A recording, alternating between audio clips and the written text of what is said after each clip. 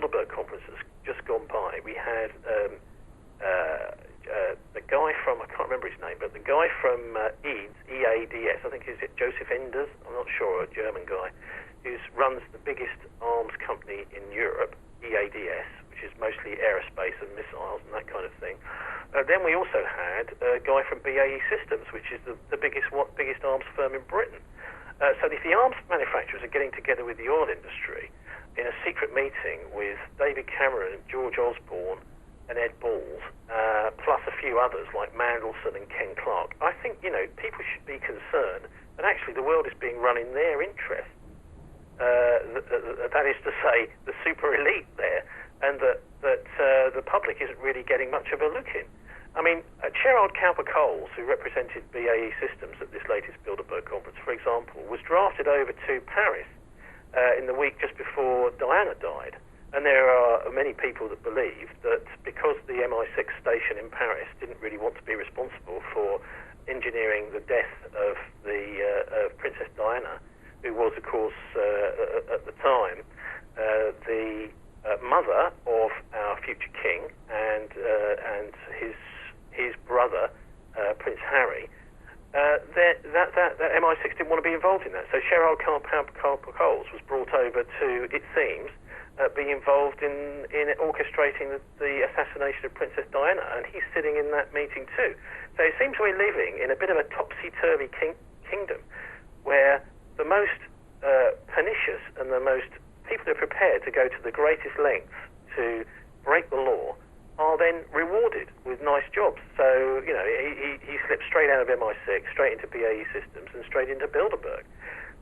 So, there's all sorts of dodgy connections. For example, after this Bilderberg conference, we had big announcements about the privatisation of defence procurement, which suits those people who are in that room, in that conference, and also about the rolling out of genetically modified food as being perfectly safe, even though we now know that it isn't at all safe and it causes various different mutations in pigs when they're fed genetically modified food. That report came out the same week, funnily enough. Yeah, and it's contaminated our entire food supply. Even supposedly organic food is contaminated with GMOs.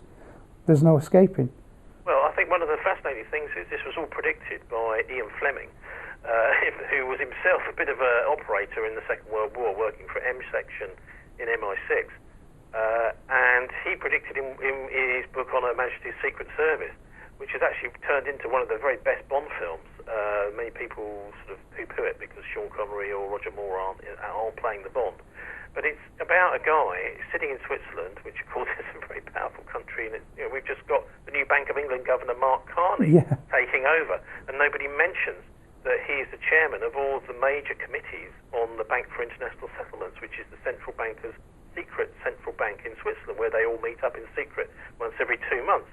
But anyway, going back to Her Majesty's Secret Service, Telly Savalas, the guy that played Kojak, he also plays the villain in this particular episode, who's threatening to pollute the world with this genetically modified, some sort of genetically modified animal, which will destroy the world's food supply. And basically all of the government leaders around the world cave into him. And so James Bond has to go off on some sort of freelance exercise and take him out of his own accord.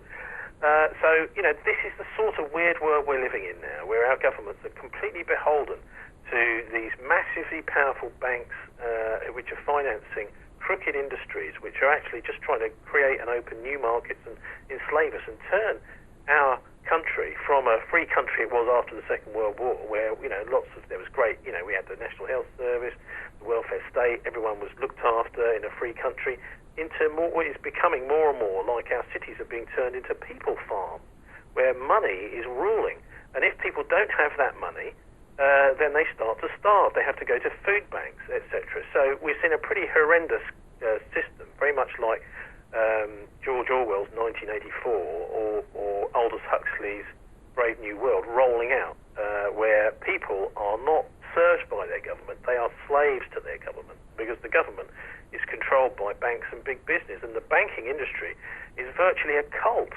I mean, it's incredibly secretive. And even the massive international decisions that these public servants make from these central banks is all in the Bank for International Settlements in Switzerland, all done in total secret. We're not allowed to know anything about what goes on.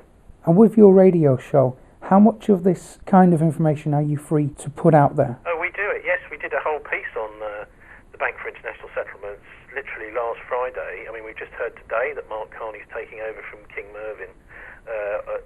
Mervyn King at the bank, as the governor of the Bank of England, and we did a whole expose on Mark Carney. I mean, Mark Carney's bank, the BIS, Bank for International Settlements in Basel, also known as the Tower of Basel. I mean, these guys, they look very much like these kind of legendary gnomes of Zurich who control the world from Swiss mountaintops. They are a Nazi bank. They supported the Nazis in the 1930s, helped Hitler get the money he needed for his massive arms build-up, and then, despite all that, through the Second World War, they were providing Hitler with much-needed foreign exchange as well. So they were not neutral in the Second World War. They were aiding the Nazis. If they wanted to be neutral, the Swiss, they could quite easily have said, well, we're actually not going to do any deals with any of the combatants in this war. But they didn't. They were actually a lifeline to Hitler, and Hitler would have had all sorts of problems if he hadn't been able to get any kind of foreign exchange, even from countries where he could physically get supplies for the war from. So the BIS was actually crucial in Hitler being able to fight the Second World War, and Mark Carney is one of its key characters.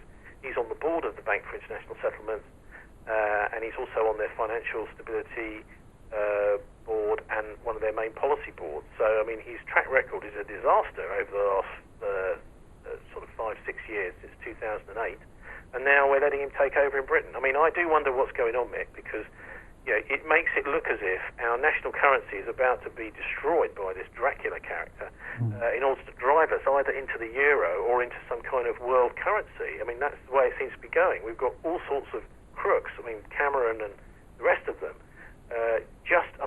What did he do? He employed this guy who was from the News of the World's newsroom and was actually orchestrating a criminal gang in the newsroom and then perjuring himself up at the Tommy Sheridan trial up in Scotland.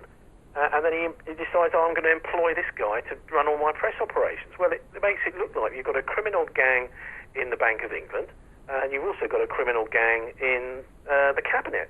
And all of them, of course, are these millionaires in the cabinet are doing very, very well out of this austerity policy. The 1,000 richest people in Britain have got £170 million extra in their bank accounts because of what happened in 2008 in the financial crisis. The rich are having all their savings and everything pumped up, all these assets pumped up, while the real economy is starving to death. So you've got the casino economy doing really well, and the biggest bubble we've ever seen in British history is being pumped up, with all these assets being massively overvalued. So we've got a really quite a dangerous situation with a kind of super elite developing that don't really care about the public anymore. There's no real democracy. It's all a bit of a sham. And we're not even allowed to know what's going on because our media is being controlled too.